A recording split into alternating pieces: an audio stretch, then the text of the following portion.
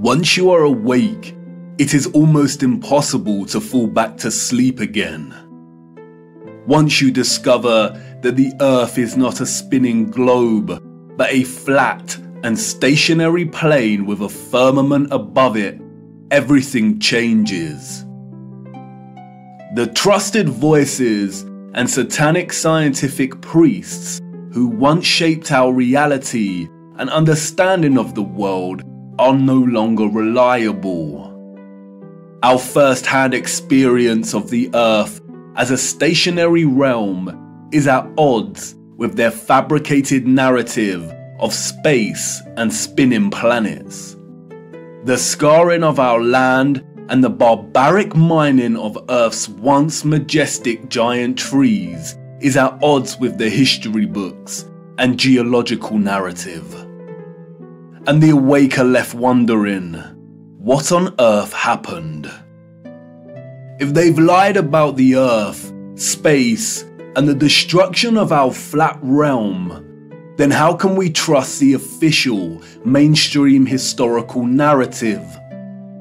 The historical narrative, like the heliocentric model, does not make sense.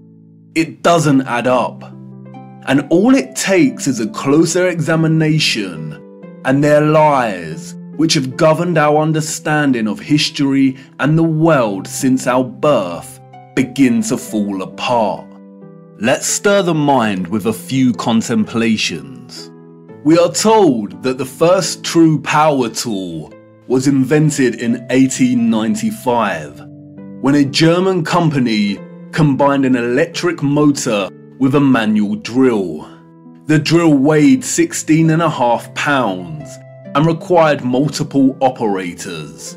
It wasn't until 1957 that a company called Bosch began designing power tools in bulk that were both economical and powerful. So then how did our historical ancestors, a more primitive, underdeveloped people, design and build some of the structures we encounter? What about all the gigantic monolithic stones we encounter that have been cut with such precision? Ask yourself, could you repeat this today with the arsenal of equipment we have at our disposal? And what about the magnificent ancient stepwells of the East? Stepwells, we are told, were multi-storied wells built by our primitive ancestors as ways to preserve the water supply during droughts. But look at the intricacy and complexity of these structures. Look at the glory and the finesse. Look at the geometric precision. All dug out and crafted from using hand tools. Yeah, right. What about the gigantic canal networks we find all over the world? The Erie Canal in America was allegedly built between 1817 and 1825. There were no civil engineers in America at this time. The people responsible for planning construction were novices, we are told. The canal is 12 meters wide and 4 meters deep. The Erie Canal spans 363 miles. But this was not just a case of digging each day for the Irish immigrants and their oxen companions. They had to fell hundreds of trees as they passed through the virgin forest. They had to build complicated aqueducts and locks, and they had to pass through the Niagara Escarpment, an 80-foot high wall of hard limestone. They had to use black powder to blast through this, we are told, as dynamite had yet to be invented. The canal spans 363 miles and was constructed over an 8-year period. This means that on average, 1 mile was completed every 8 days. What a record, especially since those responsible were novices, and power tools and dynamite were yet to be invented. I can tell you now The so-called early settlers of the Americas did not build these canal systems. And what of the grand and magnificent castles scattered across our realm? Did you know that most were designed and constructed without plumbing systems and methods to heat rooms properly?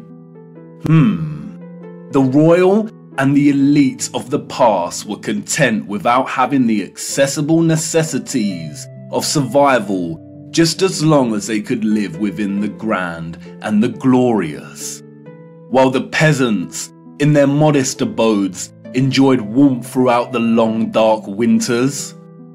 I don't think so. And of course, there is the impossibility of the Great Giza Pyramid Complex.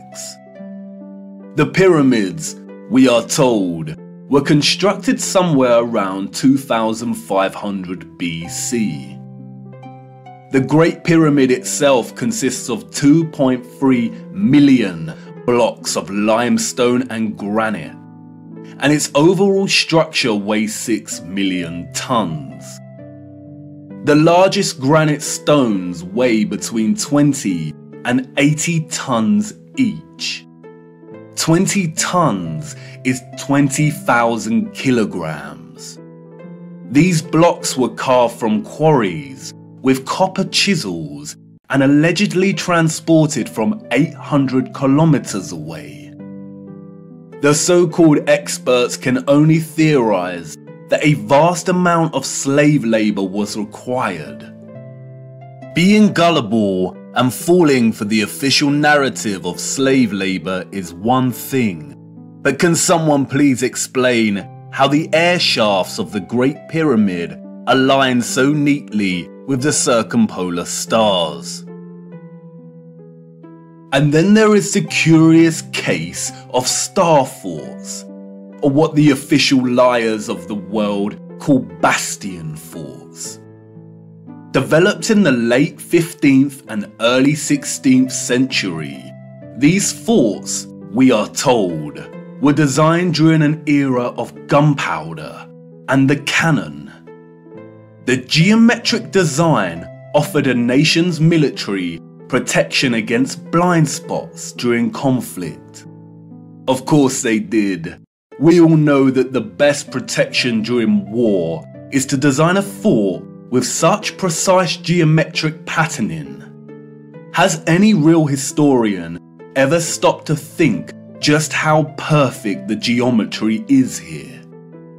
Our primitive ancestors did not have the technology to view structures from above, but they still managed to achieve this? Give me strength. There is no way. We could not produce such perfect geometry on this scale today. We've been fooled once again. We have been indoctrinated with a false historical narrative and timeline.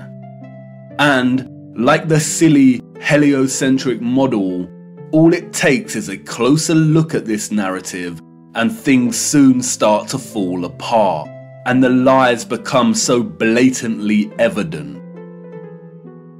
Because of their satanic lies, piecing together an accurate, honest historical timeline has become an impossible Rubik's Cube. The official narrative, a Pandora's box, only offering us tiny clues, half-truths, and deceptions. The stitchings of our true historical timeline have been loosened. The contents erased and muddled before we were even born into this world.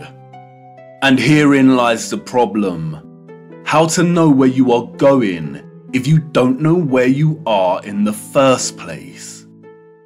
But you see, awakening is truly a gift. Once awake, we learn that we've always had the answers right in front of us. We've always had more than we know. But we had to regain our sight first before things started falling into place. Before things started to make a little more sense. And here we are again, viewer, at the precipice of another great journey. What if I told you that before us there existed a civilization that was responsible for the most advanced technology ever developed, and that it was their understanding of the workings of our flat realm that was key to their innovation? And what if I told you that it is highly likely that our true history as a people only begun just over 200 years ago? Would you think of me as mad once again? Do I sound as preposterous as when I first told you that the earth is flat? Perhaps. And that's why I need to show you. What I hope to show you is one of the greatest cover-ups of all time. It is on par with the heliocentric lie in its enormity and the impact it has upon humanity. And, as I will try to show you, it is inextricable from the true nature of our flat realm Earth, and you cannot understand one without understanding the other. We cannot waste time, for we must journey in search of lost time. At its heart, this is a story about deception. It is also a story of endings and beginnings, of death and rebirth. And please bear with me. Due to the deceptions and falsities underpinning our historical narrative, this story cannot be told in a linear fashion. We need to go back and forth in time to really draw out something that brings us a little closer to the truth.